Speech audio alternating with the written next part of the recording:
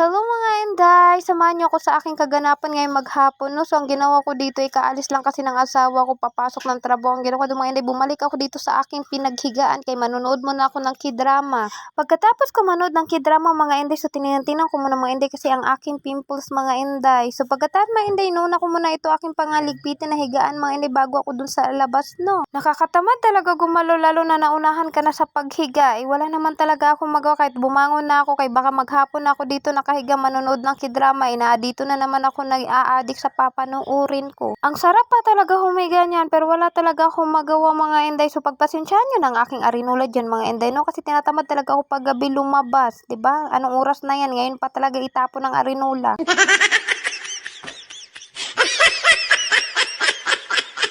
Panaihi kasi ako sa gabi, tamad kasi ako tumatayo, kaya sabi ko dito na lang mga Inday, kasi nalalayuan talaga ako sa CR, kaysa naman na magpigil ako, masama iyon. Tatapos na ako maglinis dito sa kwarto, dito na naman ako sa labas mga Inday ko, sa ganyan talaga ako kasipag, so ngayon ko lang din pinatay ang ilaw, mag-alas 10 na yan mga Inday, ganyan ako tinamad ngayong maghapon. So maghuhugas na ako ng pinggan dyan mga Inday, ang ginawa ko dito muna ako sa lamisa bago ko i-start yung aking mga hugasin.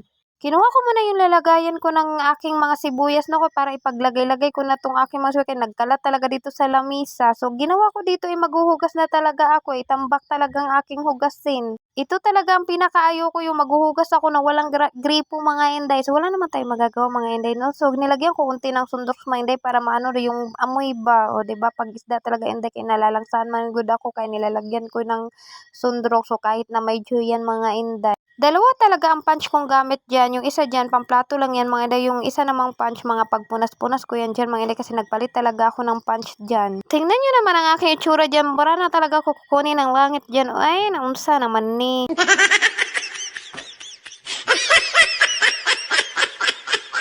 Hindi pa talaga ako nag-almusal niya mga Inday. Anong oras na talaga yan? Inuna ko muna ito ligpitin at bago ako kakain. So, ako na naman itinatamad ko ano na naman ang aking lulutuin. Nahirapan kasi ako kumain pag mag-isa. Para akong feeling ko parang ang lungkot-lungkot ng buhay ko pag mag-isa talaga ako. Kadrama talaga ng babae na ire. Maghugas ka na lang dyan. Hindi yung panay kayaw-yaw.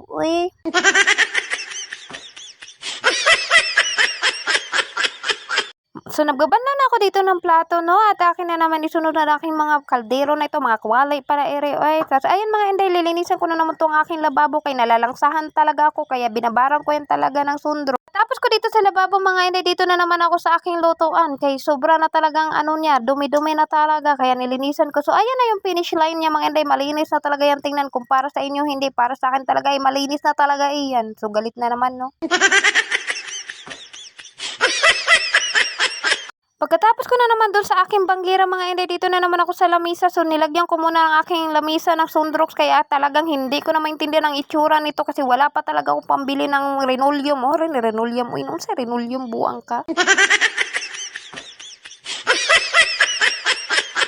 Ito talaga ang pinakamahirap pag mag-voice over, yung pito matatapos ka na tapos nagutal-utal ka pa. Ayoko na talaga bumalik kapoy na kayo mga Inday. Pagkatapos ko talaga linisan ang aking lamisa mga Inday, dito na naman ako sa sahig ko at aki talaga tong kamay-kamay na pagmamap kasi hindi ko na maintindihan yung dumi niya. Ganyan talaga ako kasi pag mga Inday. So ito na lahat ang aking nalinisan mga Inday. Nandiyan pa talaga ng aking miming, no? Ayaw niya matulog nahiya siya. Tulugan ng aking higaan. Nahiya siya mga Inday. Buti na lang at nahiya siya, no?